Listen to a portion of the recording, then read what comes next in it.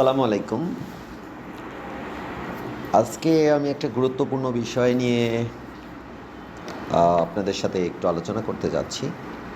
বিষয়টি হলো parts of speech, যা প্রাথমিক বৃত্তি পরীক্ষায় ৬ নম্বর কোশ্চেনে আসার সম্ভাবনা। Identify the parts of speech.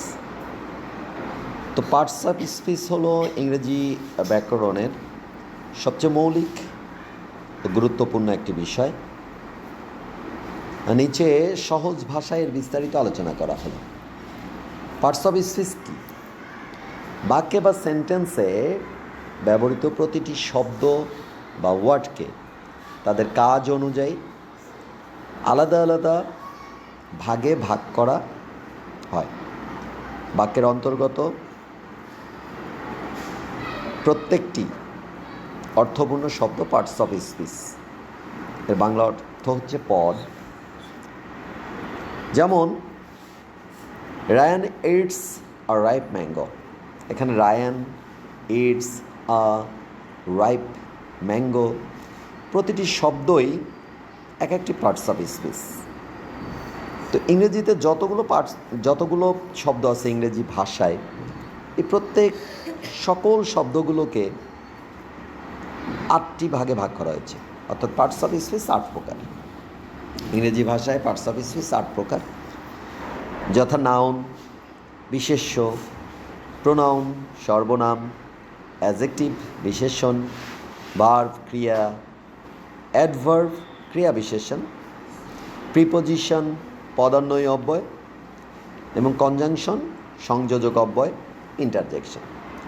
তো আমরা যদি এখন একটু চেনার উপায় নিয়ে আলোচনা করি, তাহলে দেখা যাবে যে সহজে চেনার উপায়গুলো কী। বাক্যে শব্দের অবস্থান এবং শব্দের শেষের কিছু নির্দিষ্ট অক্ষর বা সাফিক্স দেখে খুব সহজে এগুলো চেনা যায়। ১ নম্বরে আমরা আলোচনা করব নাউন নিয়ে, যেটাকে বলা হয় কোনো কিছু নাম। আর noun is the name of anything. আমরা জানি এগুলো। তো চেনার উপায়ে আমরা বলতে পারি যে কোনো ব্যক্তির নাম, বস্তুর নাম, স্থানের নাম, গুণ বা সমষ্টির নাম বোঝালে তা নাউন হয়। শব্দের শেষে সাধারণত এগুলো থাকে, তাহলে সেগুলো নাউন হবে। যেমন TION, SION, MENT, NESS, ITY, ship, hood, er, or অথবা TH।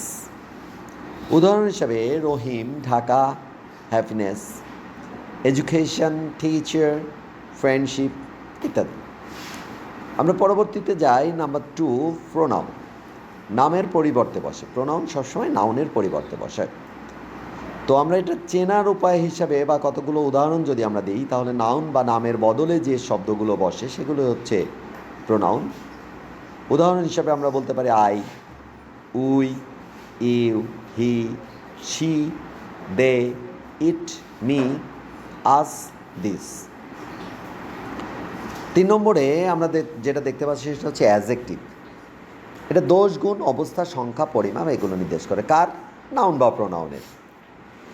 চেনার উপায় হিসেবে আমরা বলতে পারি একটি নাউন বা প্রোনাউন এর কেমন, কতটুকু বা কতটি তা প্রকাশ করে। কেমন দিয়ে প্রশ্ন করলে এটি পাওয়া যায়। শব্দের শেষে সাধারণত এগুলো থাকলে আমরা সেটাকে অ্যাডজেক্টিভ বলতে পারি। যেমন ful, less, able, IVE, OUS, AL or Y. উদাহরণ হিসেবে আমরা দেখতে চাই গুড, এটা দোষ না, এটা গুণ। ব্যাড, এটা দোষ। বিউটিফুল, কেমন, সুন্দর। কেয়ারলেস, তারপরে অ্যাক্টিভ, রাইস, রাইস না, রিচ, তারপর 5। তো এখানে বানানটা একটু ভুল আছে, রাইস হবে না, রিচ হবে, 5। তো 4 নম্বরে আমরা যেটা দেখতে পাই সেটা হচ্ছে ভার্ব, কাজ করা বোঝায়। কাজ করা বোঝালে সেটাকে আমরা ভার্ব বলবো। চেনার উপায়। আর ভার্ব আপনারা জানেন, ভার্ব একটা গুরুত্বপূর্ণ বিষয়, যেটা না থাকলে একটা সেন্টেন্স হয় না, সেটা হচ্ছে ভার্ব। চেনার উপায় হিসেবে আমরা বলতে পারি যে ভার্ব হিসেবে আমরা এখানে বলতে পারি যে eat, go, read, is, are, have, work, play ইত্যাদি। এরপর আমরা চলে যাই অ্যাডভার্ব। অ্যাডভার্ব হচ্ছে কাজটি কীভাবে, কখন বা কোথায় হয় এমন একটা ব্যাপার, যেটা কোনো ভার্বকে মডিফাই করে, অ্যাডজেক্টিভকে মডিফাই করে, অ্যাডভার্বকেও মডিফাই করে থাকে। চেনার উপায়ে আমরা একটা যদি বলি তাহলে আমরা দেখব যে এটি সাধারণত ভার্ব বা অ্যাডজেক্টিভকে মডিফাই বা বিশেষায়িত করে। কীভাবে? হাউ, কখন, ওয়েন, কোথায়, ওয়্যার দিয়ে প্রশ্ন করলে অ্যাডভার্ব পাওয়া যায়। শব্দের শেষে সাধারণত যেগুলো থাকে বেশিরভাগ ক্ষেত্রে এলওয়াই থাকে। তবে এলওয়াইয়ের ক্ষেত্রে একটা জিনিস মাথায় রাখতে হবে যে নাউনের সাথে যদি এলওয়াই যুক্ত হয় সেটা হবে অ্যাডজেক্টিভ, এবং অ্যাডজেক্টিভের সাথে যদি এলওয়াই যুক্ত হয় তাহলে সেটা হবে অ্যাডভার্ব। আবারও বলি, নাউনের সাথে যদি এলওয়াই যুক্ত হয় তাহলে সেটা হবে অ্যাডজেক্টিভ, এবং অ্যাডজেক্টিভের সাথে যদি এলওয়াই যুক্ত হয় তো সেটা হবে অ্যাডভার্ব। এরপর প্রিপোজিশন। প্রি অর্থ পূর্বে, পজিশন অর্থ অবস্থান, মানে অবস্থান সম্পর্কিত বা সম্পর্ক বোঝায়। এটা নাউন বা প্রোনাউনের পূর্বে বসে, বাক্যের মধ্যে অন্যান্য শব্দের যে সম্পর্ক সেগুলো তৈরি করে। উদাহরণ হিসাবে আমরা বলতে পারি in, on, at, to, under, between, with, for, by. এরপর আমরা চলে যাচ্ছি যে আমাদের নাম্বার 7, কনজাংশন, যুক্ত করার যে শব্দ। তো এটা দুটি শব্দ বা দুটি বাক্য বা দুটি ক্লোজকে জোড়া লাগায়, সংযুক্ত করে, এজন্য একে বলা হয় সংযোজন অব্যয়। উদাহরণ হিসাবে and, but, or, because, so, দো, অলদো ইত্যাদি। এবং সবশেষে আমরা যেটা দেখতে পাচ্ছি সেটা হচ্ছে ইন্টারজেকশন, আবেগ বা অনুভূতি। চেনার উপায়ে আমরা বলতে পারি মনের মধ্যে হঠাৎ আনন্দ, দুঃখ, বিস্ময় বা ঘৃণা প্রকাশ করে। এই শব্দগুলোর পর একটি আশ্চর্যবোধক বা নোট অফ এক্সক্লামেশন বা এক্সক্লামেশন মার্ক বসে। উদাহরণ হিসেবে আমরা দেখতে পারি এলাস, হুরেই, ওয়াও, ও। তো একটি বড় বাক্য ভেঙে আমরা সেটাতে পার্টস অফ স্পিচ নির্ণয় করে দেখাইতে পারি। যেমন আমরা বাক্যটি যদি বলি তাহলে বলে hooray, Rohan and his younger sister went to the Clean River quickly. এই বাক্যগুলোর একবার যদি আমরা ভেঙে দেখাই তাহলে হুরে, ইন্টারজেকশন, কারণ এটি আনন্দ প্রকাশ করেছে এবং শেষে বিস্ময়কর চিহ্ন আছে। রোহান নাউন, ব্যক্তির নাম, অ্যান্ড কনজাংশন, রোহান এবং সিস্টার শব্দ দুটিকে যুক্ত করেছে।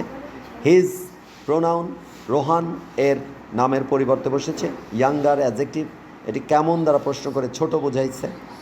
বোন বা সিস্টারের অবস্থা বোঝাচ্ছে। সিস্টার নাউন, এটা সম্পর্কের নাম। কুইকলি অ্যাডভার্ব, কীভাবে গেল, উত্তর হচ্ছে দ্রুত বা কুইকলি, শেষে এলওয়াই আসছে। ওয়েন্ট ভার্ব, যাওয়ার কাজ বোঝাচ্ছে, অর্থাৎ গো ভার্বের দ্বিতীয় রূপ। টু প্রিপোজিশন, নদীর দিকে অবস্থান বা সম্পর্কে বোঝাচ্ছে। দি, এটি একটি আর্টিকেল যা গ্রামারে অ্যাডজেক্টিভের কাজ করে থাকে। এবং ক্লিন অ্যাডজেক্টিভ, নদীটি কেমন, পরিষ্কার বা এভাবে ক্লিন বোঝানো হয়েছে। এবং রিভার, এটা হচ্ছে একটা নাম, স্থানের নাম, এজন্য এটাকে নাউন বলা হচ্ছে। তো এই হচ্ছে আমাদের আজকের টিউটোরিয়ালটি ছিল। অনুশীলনের জন্য এখানে 5টি শব্দ আছে এবং পুরোটা সন্তান বা শিক্ষার্থীকে শিখতে সহায়তা করুন। এরপর উল্লেখিত বাক্যগুলো football, under, sings, softly, delicious শব্দগুলো কোন পার্টস অফ স্পিচ আপনার সন্তান বা শিক্ষার্থীকে লিখতে বলুন। আর টিউটোরিয়ালটি তৈরি করেছি আমি MS জামান শাহিদুল, সহকারী শিক্ষক, বহরপুর সরকারি প্রাথমিক বিদ্যালয়, বালিয়াকান্দি, রাজবাড়ী। ভালো থাকুন, সুস্থ থাকুন, স্টে কানেক্টেড।